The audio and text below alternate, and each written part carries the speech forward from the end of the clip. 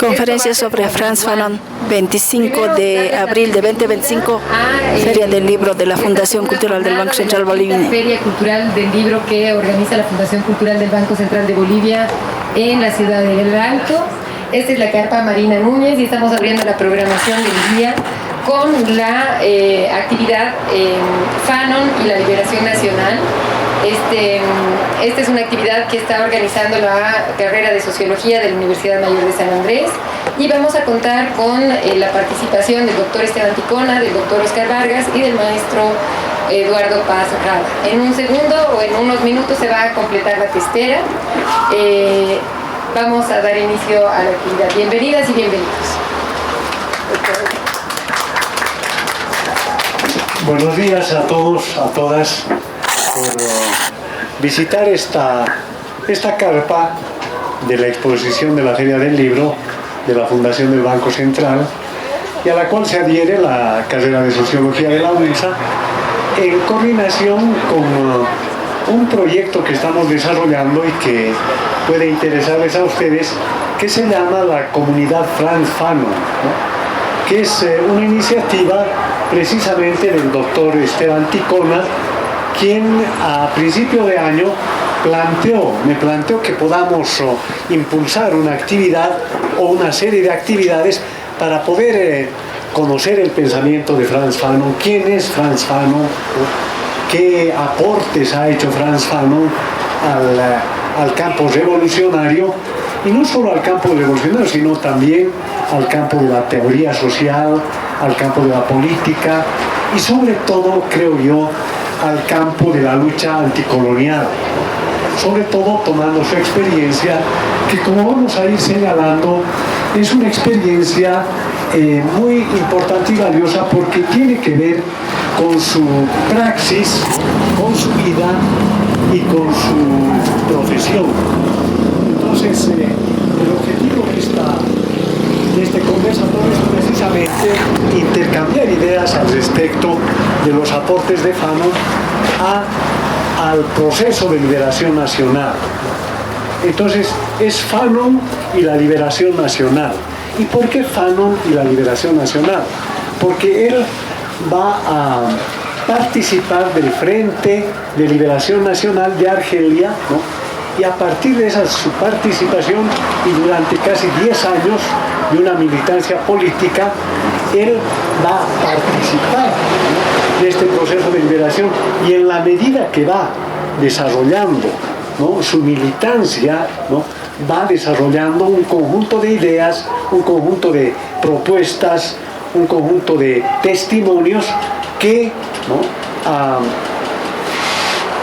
a 100 años de su nacimiento y a 70 de su trabajo en este sentido, tiene una vigencia que ustedes podrán advertir en muchas cosas de una gran importancia, porque creo yo que cuando se desarrolla un pensamiento en el contexto de una lucha revolucionaria, los resultados, los productos son mucho más profundos que solamente hacer una reflexión teórica, una reflexión de acercamiento a la realidad en contextos donde no hay una sociedad en movimiento y un proceso de transformación. Por eso, en lo que reflexiona Frantz Fanon, y yo he recuperado de mucho tiempo 2 libros de él, uno que es el más famoso, conocido a nivel internacional, que se llama Los Condenados de la Tierra. El propio nombre ya está orientando, ¿no?, quiénes son los condenados de la Tierra. Y el otro se llama La Sociología de la Liberación, ¿no?, que es una mirada crítica a la propia sociología cuando se está hablando de procesos de liberación, ¿no? Y algunas de esas cosas también voy a comentar. Quisiera además señalar que está ya llegando el doctor Esteban Ticona, que nos va a acompañar, y también el compañero Edwin Choque, que es estudiante en la carrera de Sociología de la UNSA, ¿no?, que iba a moderar, pero ha ido a recogerlo al doctor. Entonces, el tema de hoy que vamos a tratar, espero yo en unos 15, 20 minutos, y lo mismo el doctor ticona, voy a tocar primero cuál es el contexto histórico, ¿no?, en el cual desarrolla su práctica y su elaboración teórica Frantz Fanon, ¿no? Y se trata, para contextualizar rápidamente, la década de los años 50, ¿no? 1950, 1960, ¿no? Él muere en 1962. Y este es el año del 100 años del nacimiento de Frantz Fanon. Ahora, Frantz Fanon va a ser testigo de todo lo que fue la Guerra Fría, después de la Segunda Guerra Mundial, el enfrentamiento entre las dos potencias, Estados Unidos y la Unión Soviética, ¿no? Estados Unidos, que representa el capitalismo, y en ese periodo todavía la Unión Soviética representa un proyecto alternativo, ¿no?, socialista, ¿no? Entonces, este es un primer aspecto. Un segundo aspecto, se produce después de la Segunda Guerra Mundial la Revolución China, que es una revolución muy particular, porque se diferencia de la Revolución Rusa en la medida en que los partícipes fundamentales son los campesinos, ¿no? Y el gran líder de la Revolución China, que es Mao Zedong, genera la teoría de la revolución del campo a la ciudad. Y es un proceso donde desde las ciudades, desde las zonas rurales, los campesinos van organizándose en el Partido Comunista hasta tomar el poder y expulsar al imperio japonés. Y está también la independencia de la India, que tiene una diferencia con la Revolución China. La independencia de la India se la hace más bien por la vía de luchar contra Inglaterra, el imperialismo inglés, a partir de la lucha pacífica, que es toda la tesis de Mahatma Gandhi, ¿no? Mahatma Gandhi se orienta en esta perspectiva, y en esa medida es que, ¿no?, va a conseguir la India la liberación frente a Inglaterra, que durante más de 100 años había tenido a la India como colonia. Por tanto, esos son los sucesos de los años 40. Pero en los años 50 se va a producir probablemente uno de los procesos de liberación más importantes de la historia, tan importantes como los procesos de la independencia en América Latina, ¿no? Los procesos de la independencia de América Latina en los primeros 25 años del siglo XIX. Este es el proceso de descolonización de las colonias que se habían instalado principalmente en África y en Asia. Y el proceso de descolonización va a tener una potencia muy fuerte a través de los movimientos de liberación nacional, porque los pueblos africanos estaban dominados por los imperialismos europeos. Eran colonias de Francia, de Bélgica, de Inglaterra, de Holanda, de Portugal, de España, ¿no? Incluso Alemania tenía sus pedazos de influencia. Por tanto, esta era la situación que vivían los pueblos africanos. Y en el norte del África, si ustedes ven el mapa, tenemos varios países, ¿no? Está Marruecos, está Túnez, está Argelia, está Libia, está Egipto. Y Argelia era una colonia francesa desde principios del siglo XIX. Y ahí Francia había instalado, prácticamente frente a Francia, separados por el mar Mediterráneo. Si ustedes se imaginan el mapa, tienen el mar Mediterráneo, al norte está Europa, ¿no? Y al sur están estos países del norte africano, que son sobre todo países musulmanes islámicos, árabes, ¿no? Y a partir de estos países hacia abajo viene toda la África negra, ¿no?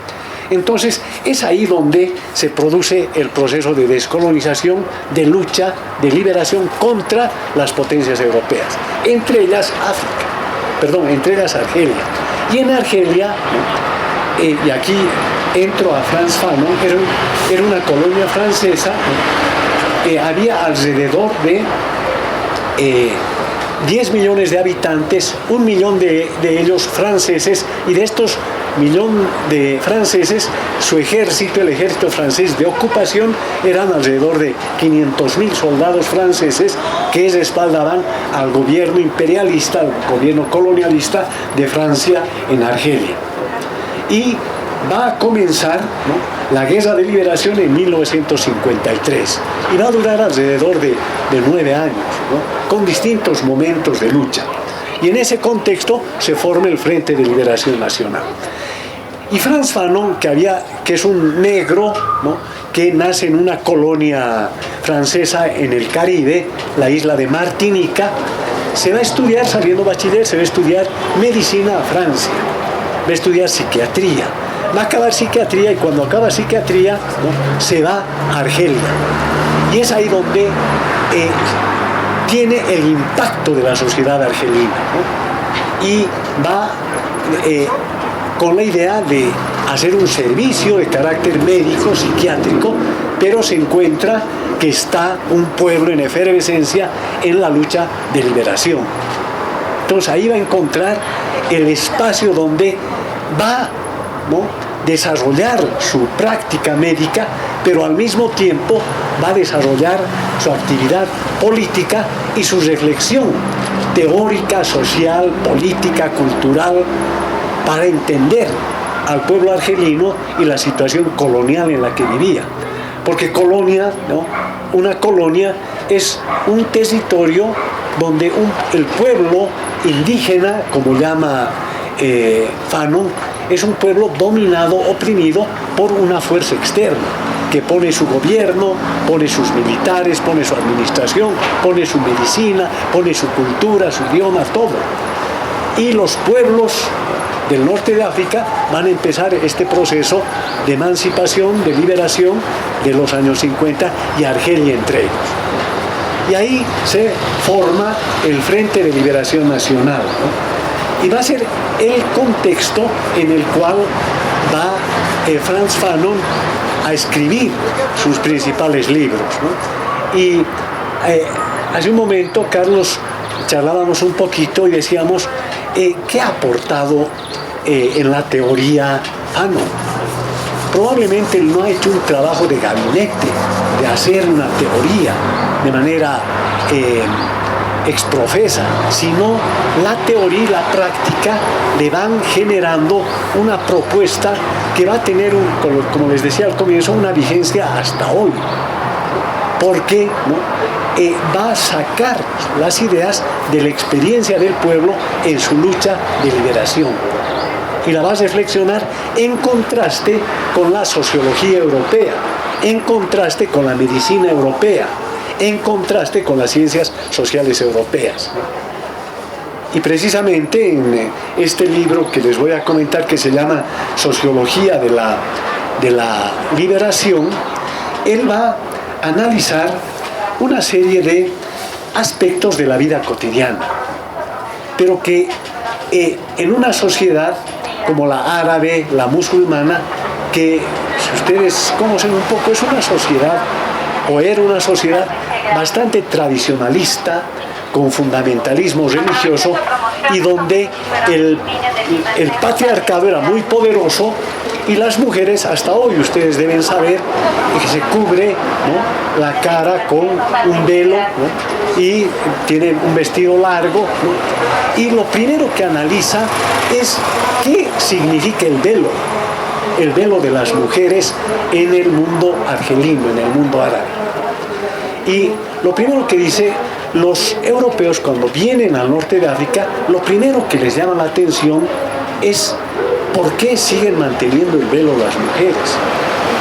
Y su preocupación es cómo una invasión colonial puede conseguir retirar el velo. Pero hay una resistencia tradicionalista, fuertemente patriarcal, ¿no?, fuertemente marcado por el poder del padre, ¿no?, donde las mujeres mantienen esa situación.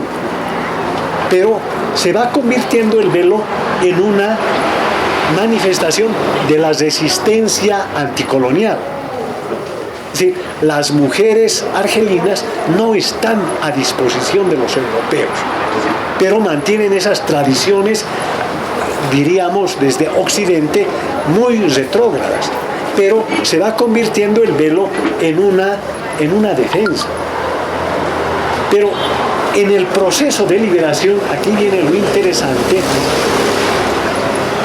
para que el Frente de Liberación Nacional pueda generar la participación de las mujeres en la liberación y participen en la lucha militante, en las manifestaciones, en los actos de lucha contra los militares y los policías argelinos, los propios y las propias argelinas comienzan a sacarse el velo, a vestirse como occidentales, pero no por la imposición occidental o europea, sino por la decisión de participar en la lucha de liberación.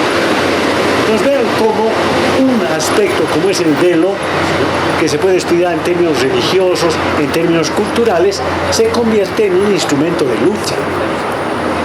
Entonces, cómo ese análisis que hace Fano del velo, en un momento como una reserva de una tradicionalidad, en otro momento como un intento de, al romper el velo, dice Fano, ¿no? Se está, según los franceses, se está rasgando a la mujer argelina.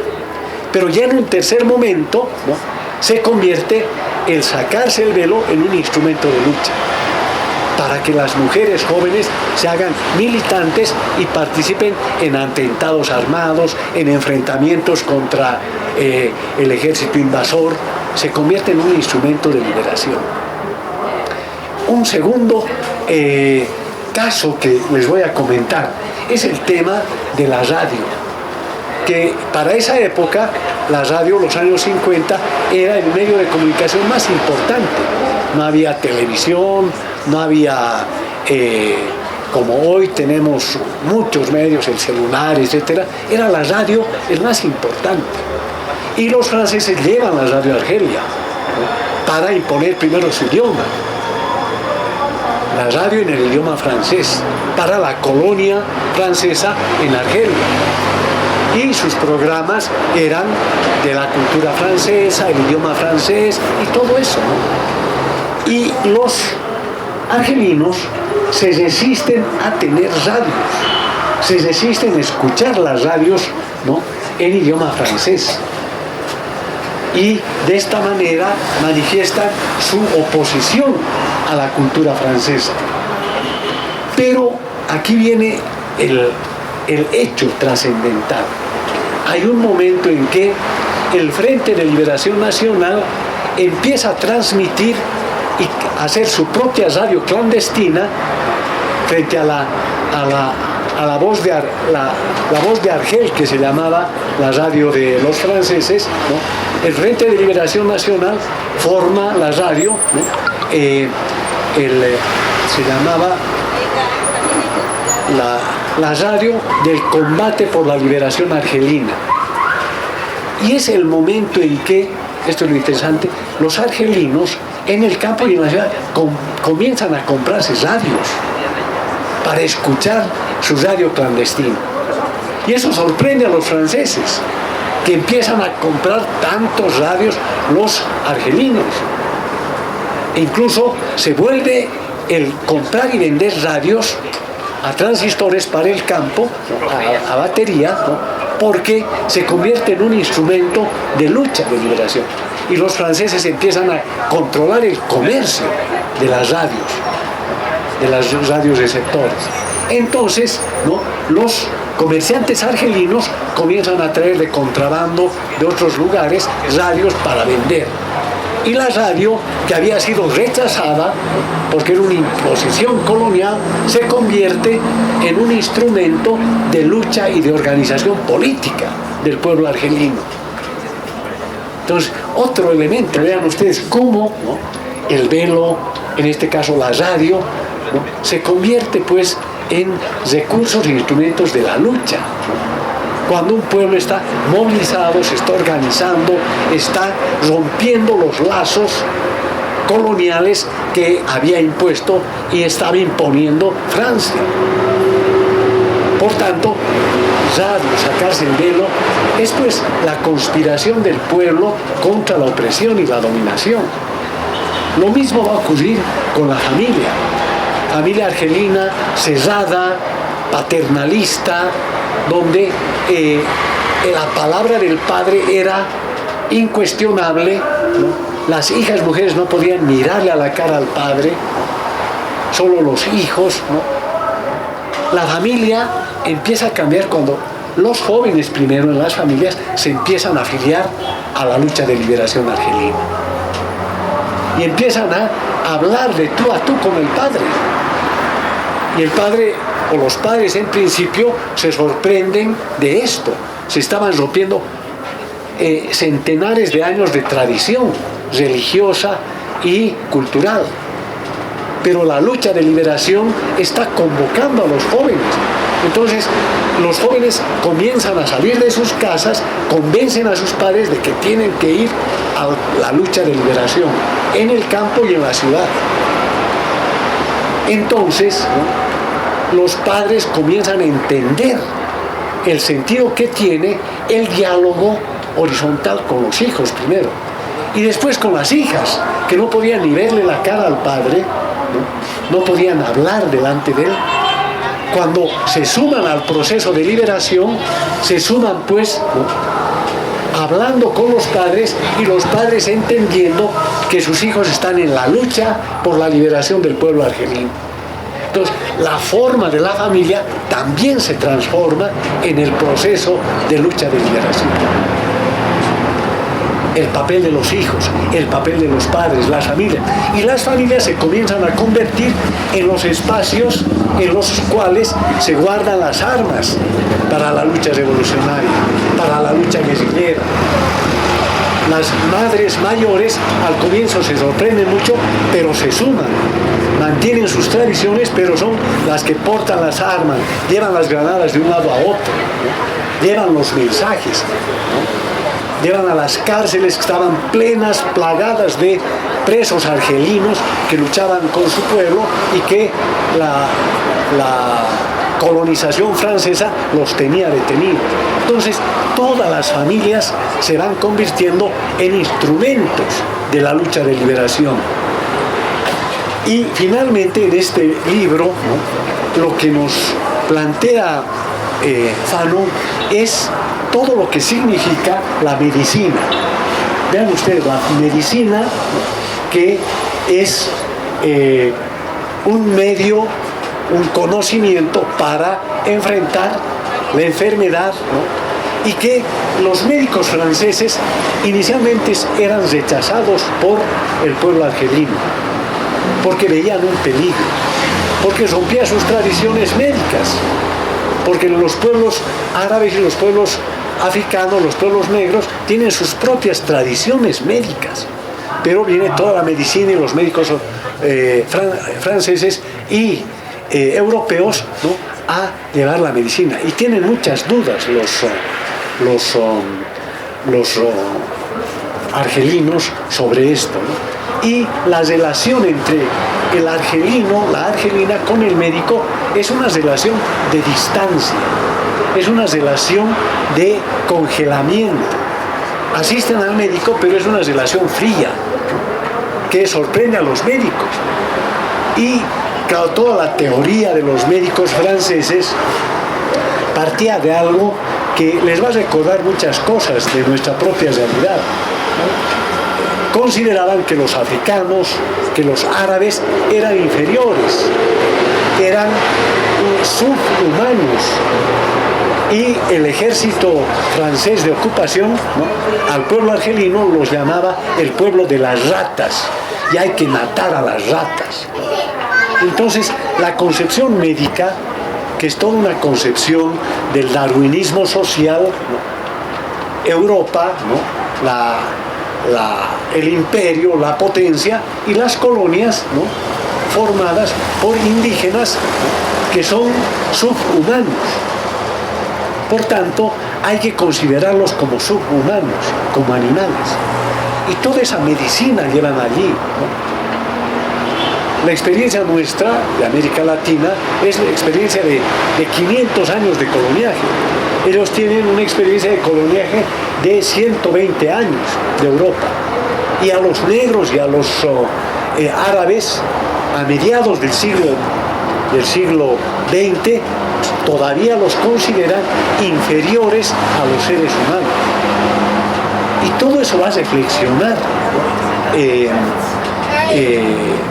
Frantz Fanon, y va a rechazar todas estas visiones, pero va a ocurrir un fenómeno.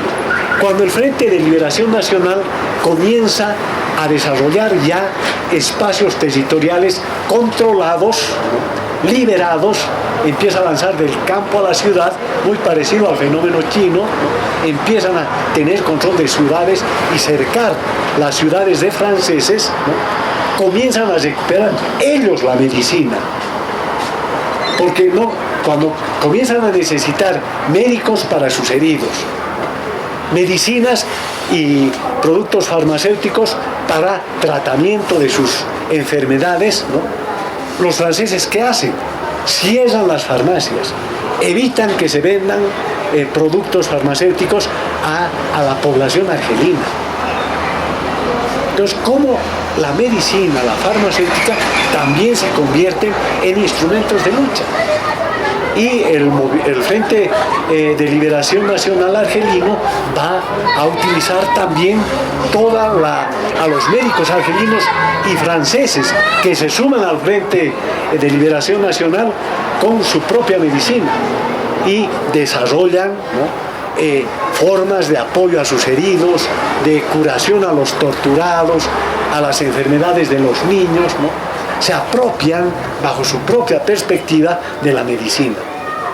Entonces, esta es la síntesis, diríamos, de su libro, La Sociología de la Liberación, que es una crítica a la visión eurocéntrica de la sociología, y él, en su relato de la vida cotidiana, está construyendo una sociología, una ciencia social, un conocimiento alternativo, revolucionario, anticolonial, de la revolución argelina.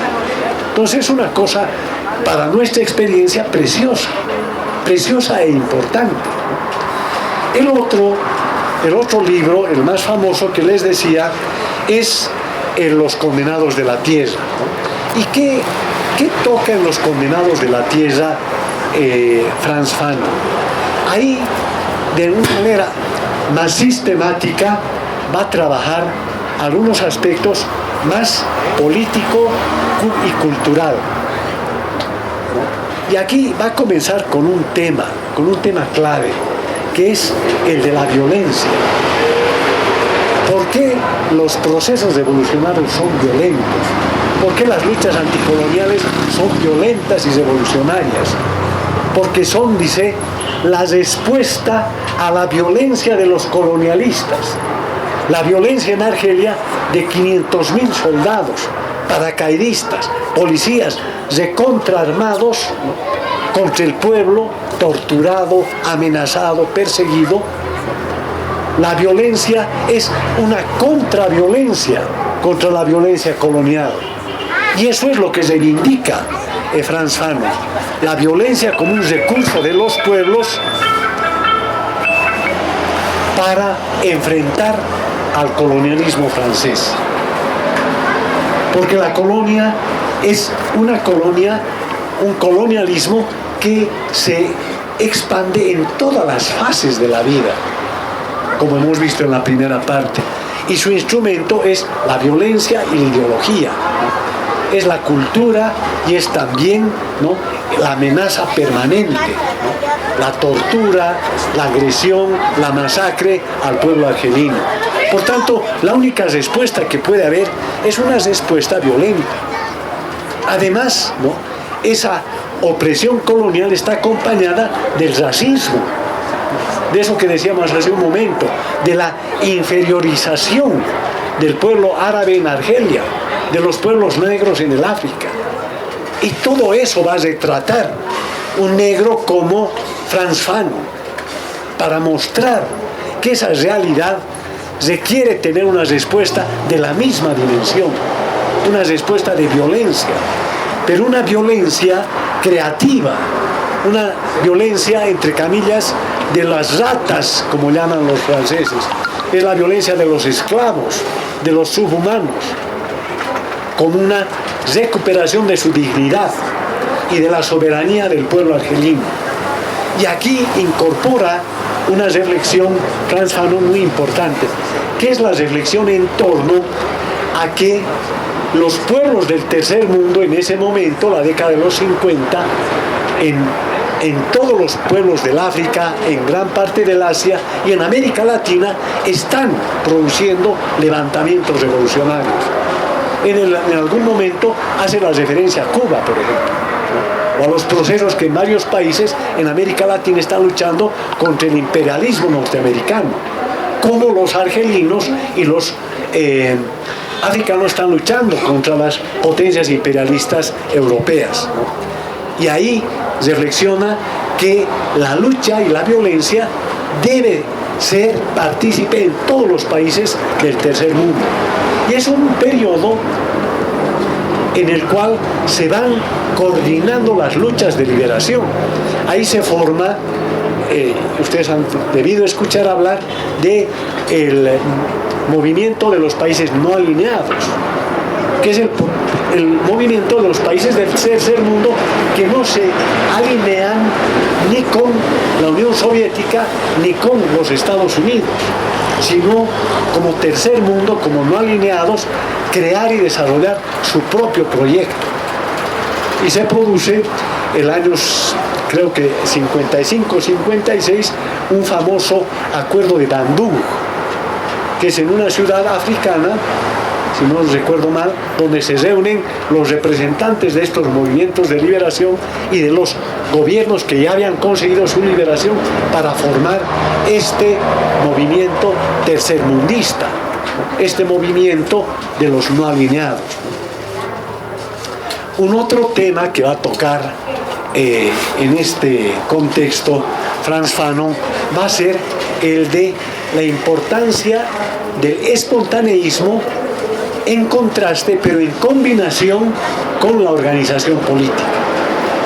Aquí es muy interesante su reflexión sobre el partido y sobre el pueblo, sobre los líderes y sobre el pueblo, y cómo él prioriza la voluntad, la organización del pueblo, por más espontánea que sea, porque es la manifestación más nítida que sale desde la raíz del pueblo argelino y que se complementa con el partido, con la organización, que los militantes del Frente de Liberación Nacional vivían en la clandestinidad, eran grupos armados y necesitaban también una organización clandestina, guerrillera, pero que tenía que estar en contacto con la lucha, ¿no?, espontánea que va avanzando paulatinamente en todo el pueblo argelino. Por tanto, lo que él analiza es cómo hay una dinámica que hay que combinar adecuadamente, de acuerdo a la circunstancia histórica, la organización política con las formas espontáneas de manifestación del pueblo, en este caso en la lucha de liberación.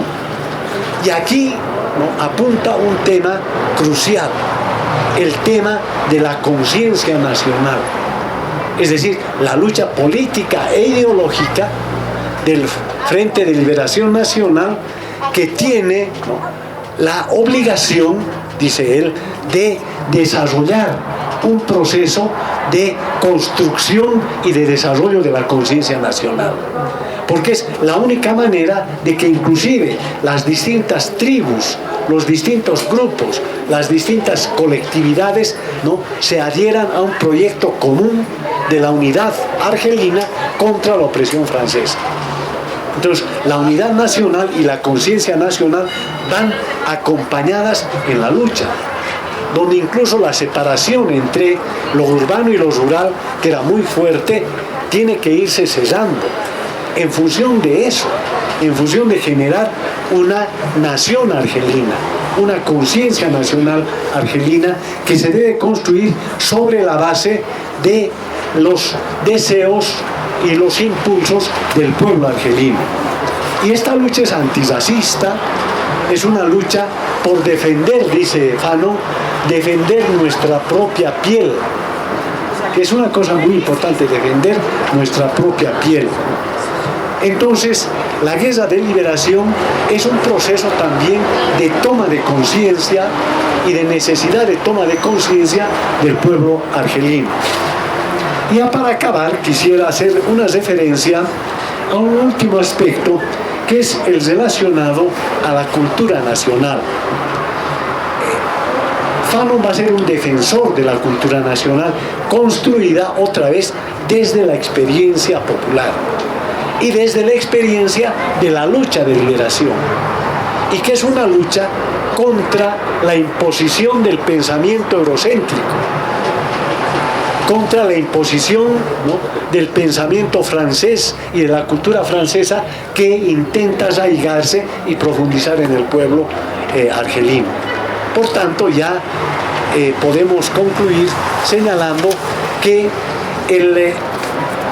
el conjunto de ideas de Fanon nos permiten, ¿no?, hacer un balance de qué importancia y significado tiene en países coloniales y semicoloniales como los de América Latina. ¿Qué importancia tiene la cultura, la organización, la violencia, la organización y el espontaneísmo para conseguir la liberación nacional? Y que sea una liberación nacional en la que puedan coincidir distintos pueblos, en este caso planteado por Fanon, del tercer mundo, por una liberación frente a los imperialismos del norte, a los imperialismos europeos y al imperialismo norteamericano. Creo que hay una lección muy profunda que nos envía Frantz Fanon en sus obras, en su trabajo, y a 100 años de su nacimiento, que es este año 2025, creo que corresponde una relectura, un análisis en el contexto de nuestra realidad. Así tiene sentido el pensamiento de Fanon. Yo les agradezco su presencia en este conversatorio que hemos realizado en esta mañana. Muchísimas gracias por su asistencia.